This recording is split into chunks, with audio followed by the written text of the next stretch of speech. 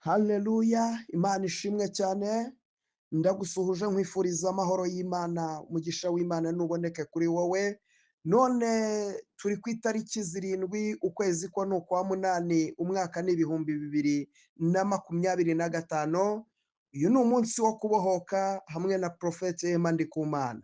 Nkwifurije umugisha w'Imana, kuboko kwiza kw'Imana nikuboneke kuri wowe. Uyu munsi nkuzaniye inkuru nziza kuko Uwiteka antumye kukubwira ngo agiye kugushumbusha.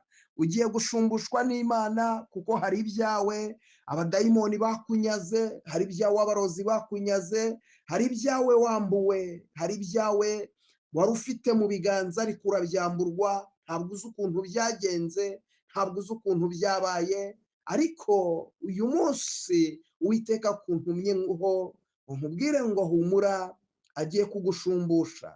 Hari ugusumbushwa kugiye kubaho. Umva mvugane nawe wa mukobwa we wari ufite fiyanse aragenda, ntabwo uzi uko byagenze.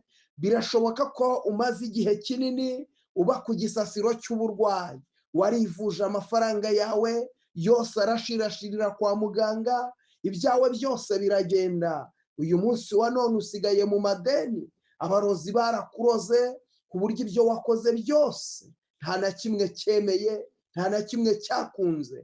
Ariko nkuzaniye inkuru nziza, Uwiteka aje kugushumbusha. Hari ibyawe byahombye, wagerageje gucuruza urahomba, hari abantu wagurije amafaranga barakwambura, hari ahantu wakoze banga kukwishyura, ariko Uwiteka aje kugushumbusha.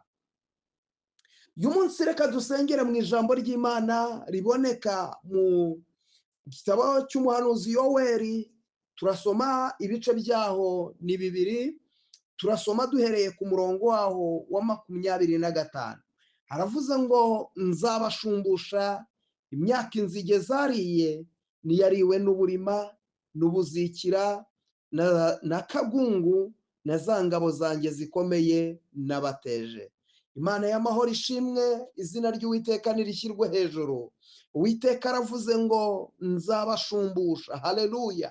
Imana ishimwe ko hanyuma yo kwamburwa, hanyuma y'ibihombo, hanyuma y'igihombo gikomeye wagize, hagiye kubaho gushumbushwa. Akira gushumbushwa n'Imana mu izina rya Yesu. Hari ibintu wahombye biragenda, abantu bagufataho ijambo, nawe wirebye ubona ko birangiye, ariko Uwiteka antumye kuvugana nawe ngo nkubwire ngo aje kugushumbusha. Waratangiye gucuruza, ukibitangira birahomba, byawe biranga ndetse uba urahombye, ubona ko utazongera gucuruza, ariko hoya wicika intege. Uwiteka aragushumbushyije, ongera utangire. Wubatse urugo rurasenyuka, ariko ndagira ngo nkubwire ngo n'urwo bwo rwasenyutse bwose Uwiteka ari mu ruhande rwawe. Uwiteka ntananirwa kandi Uwiteka arahambaye, aragushumbushyije mu izina rya Yesu. Ndagira ngo mvugane nawe. Hari amarira warize, hari umubabaro wagize, hari agahinda wagize, hari ibyabaye ku buzima bwawe, ndetse ibyo bintu bibabaza umutima wawe, ariko Uwiteka Nyiringabo aravuze ngo nzabashumbusha. Hari ibyawe waragerageje korora, urorora birapfa, waragerageje gukora ariko abajura barabyiba, waragerageje ahantu hose, ibyawe byose bigenda bipfapfana, bakwirukanye ku kazi utazi ikintu urimo urazira, warwaye uburwayi, umaze imyaka uri hasi, uri ku gisasiro cy'uburwayi. Uwiteka aragushumbushyije, kandi ndagira ngo mbabwire ngo abashumbushije atari gutyo gusa, ahubwo azanye n'indishyi z'akababaro. Uwiteka iyo atanze umugisha ntabwo ajya yongeraho umubabaro. Uwiteka iyo avuze yego ntawavuga hoya, iyo yakinguye ntawakinga. Ndagira ngo nkubwire ngo nonaha zamura kwizera kwawe. Uyu munsi wumve yuko ari umunsi wo gushumbushwa n'Imana. Uyu munsi ni itariki 7, umubare 7 uvuga umwuzuro w'Imana, ngo abayisiraheli bazenguruka Yeriko bayizenguruka 7, ngo ariko ku nshuro ya 7 ngo Yeriko irabyumva irariduka. Izina ry'Uwiteka nirishimwe. Ndagira ngo mvugane nawe, hari ibintu bimaze igihe ku buzima bwawe bikwitororaho, ubizengurukaho, uzengurukana nabyo, ariko iki ni cyo gihe cyo kugira ngo biriduke. Iki ni cyo gihe cyo kugira ngo wakire umugisha wawe. Wa mukobwa we, ubukwe bwawe bupfuye inshuro nyinshi, ariko Imana iravuze ngo ije kugushumbusha.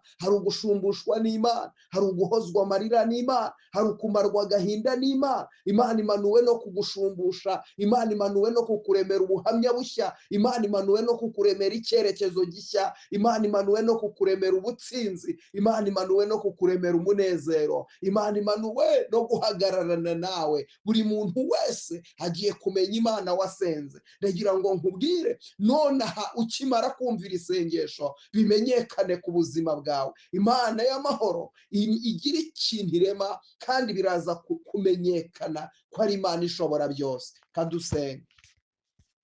Data Mana nziza iri mu gihugu cyo mu ijoro, ijambo ryawe riravuze ngo uzadushumbusha. Haleluya. Twakiriye gusumbushwa nawe nyaguhora ku ngoma Imana.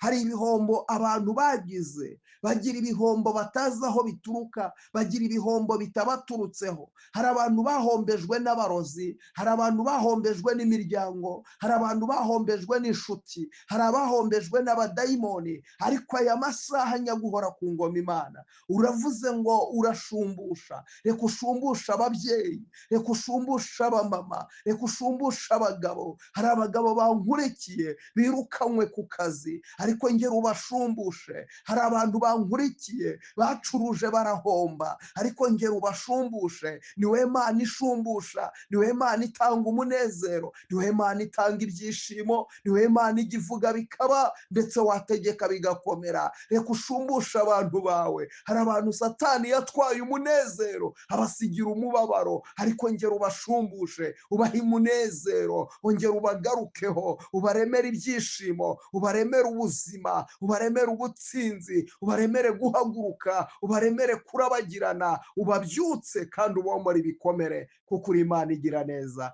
Ngaho rero ganza kandi utegeke, komeze gukora ibikomeye, komeze kwiyerekana, komeze kwigaragaza, kandi ukomeze kubamba amahema. Umugisha utanga komeze kugaragara ku buzima bw'umuntu uwo ari we wese wari unkurikiye uyu munsi. Yeriko yariri imbere y'umuntu uwo ari we wese riduke mu izina rya Yesu Kristo. Urakoze kuri Imana igira neza, icyubahiro n'ikibi cyawe. Urakoze kushumbushisha ubwoko bwawe, ni mu izina rya Yesu Kristo, amen.